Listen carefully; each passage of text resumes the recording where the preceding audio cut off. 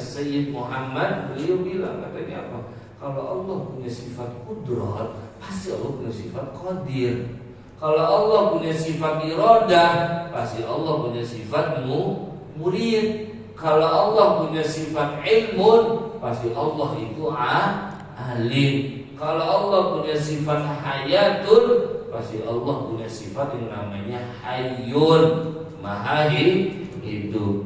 Kalau Allah punya sifat sam'un, pasti Allah itu sami'un. Kalau Allah itu basarun, pasti Allah basirun. Kalau Allah punya sifat kalamun, pasti Allah mutakallim. Begitu ya. Jadi sebagai pembuktian, kuasa. Kan kuasa itu perlu dibuktikan. Apa kuasanya? Di situ ada isim sifatnya yang kita biasa kenal dengan isim fa'il, pelakunya. Pelakunya. Itu begitu. Karena di sini sifat yang ke-14 qaunuhu qadiran, Allah sifatnya qadir. Yang ke-15 qaunuhu murid, adanya Allah itu punya sifat muridan. Kemudian yang ke-16 qaunuhu aliman, adanya Allah itu sifatnya alim. Ke-17 qaunuhu hayyan, Allah itu maha hidup. Kenapa? Karena ada sifatnya hayyatun. Karena Allah berarti maha hidup. Qaunuhu sami'an, Allah itu maha mendengar karena ada sifat sam'un tadi, mendengar. Berarti Allah maha Qaunuhu basiran karena ada sifat basarun, maka pasti Allah basiran. Qaunuhu mutakallim. Begitu ya. Kemudian wahadihi isyruna, adapun 20 sifat ini, wahadihi isyruna sifatan, adapun 20 sifat ini, tanqasimu ila arba'ati aqsami, terbagi kepada 4 bagian. Dari yang 20 dibagi jadi 4. Ya kalau ada pohon itu 20, dari yang 20 ke cabang 4 gitu. Apa yang pertama? Yang pertama sifatun nafsiyah. Yang pertama sifat nafsiyah. Artinya apa? Nisbatun lin nafsi ay az-zati. Sifat yang dinisbatkan kepada zatnya Allah Subhanahu wa ta'ala. Yang pertama sifat nafsiyah, sifat yang dinisbatkan kepada zatnya Allah. Nah, wasifatun nafsiyah, sifat nafsiyah ini apa? Hiyallati la tuqalu, ialah sifat yang tidak masuk akal. Az-zatu apa zat biduniha, tanpa sifat. Yang dimaksud sifat nafsiyah ini apa? Kalau sifat ini apa? Secara tidak masuk akal ketika zatnya Allah tanpa sifat ini.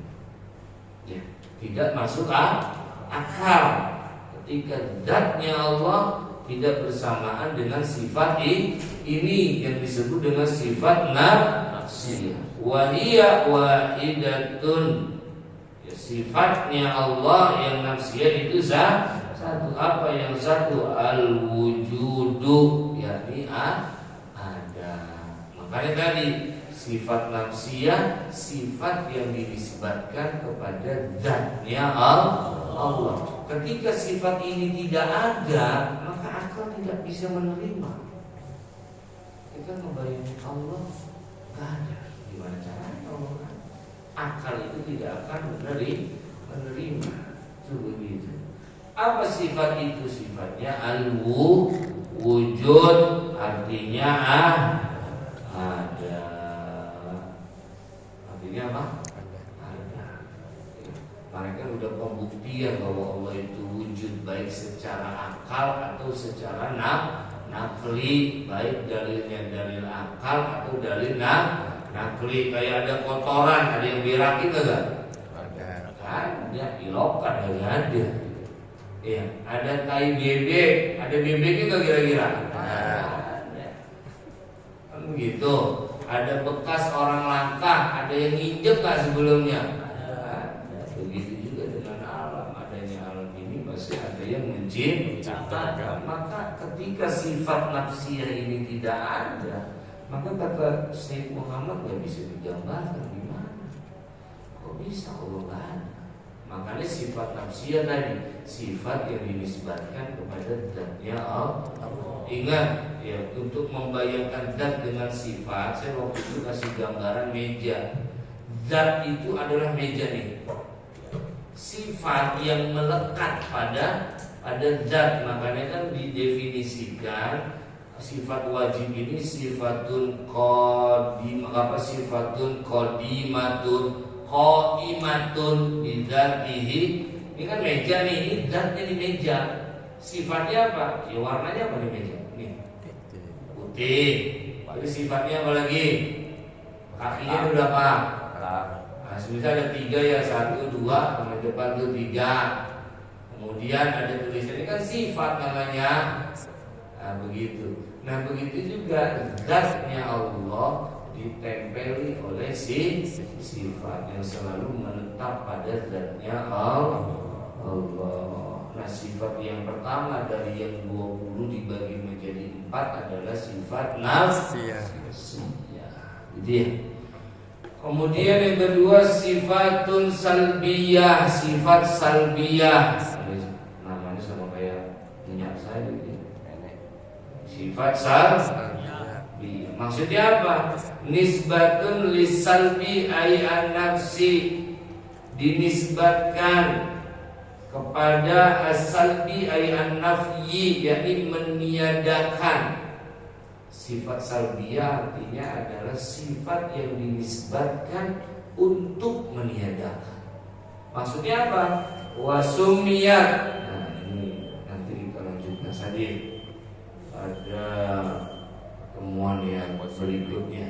Sudah bel sudah bel. Kemudian tadi itu kita paham dalilnya sifat sama, sifat basar, sifat kalam, kemudian menjadi sebuah konsekuensi. Ketika adanya kudrat pasti qadir, ketika iradah pasti murid. Dan tadi dari yang 20 dibagi menjadi 4. Yang kita baru pelajari adalah nafsiyah.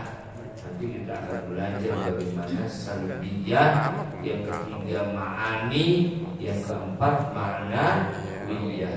Nanti kita akan jelaskan. Semoga bermanfaat. Ihdinas siratal mustaqim. Wassalamualaikum